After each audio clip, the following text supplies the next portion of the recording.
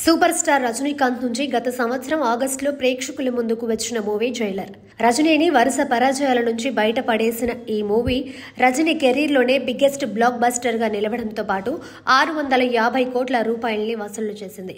దీన్ని బట్టి Jailer hit range ని అర్థం చేసుకోవచ్చు. నెల్సన్ దిలీప్ కుమార్ ఈ చిత్రానికి దర్శకత్వం వహించగా ఏవిఎం సంస్థ అత్యంత భారీ వ్యయంతో నిర్మించింది. జైలర్ కి సీక్వెల్ గా జైలర్ పార్ట్ 2 కూడా ఉందన్న విషయం తెలిసిందే. జైలర్ రిలీజ్ టైంలోనే మేకర్స్ ఈ విషయాన్ని అధికారికంగా వెల్లడి కూడా చేశారు. నెల్సన్ ఇప్పటికే జైలర్ 2 స్క్రిప్ట్ ను కూడా రెడీ చేశాడు. స్వయంగా నెల్సనే ఈ విషయాన్ని చాలా సార్లు చెప్పాడు. కాకపోతే కొన్ని రోజులుగా జైలర్ 2 గురించి ఎలాంటి అప్డేట్ లేదు.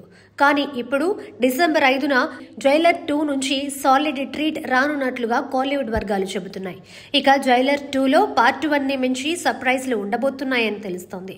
పార్ట్ 1లో మోహన్ లాల్, శివరాజ్ కుమార్, జాకీ ష్రఫ్ వంటి మేటి నటులు స్పెషల్ అట్రాక్షన్ గా నిలిచిన విషయం తెలిసిందే.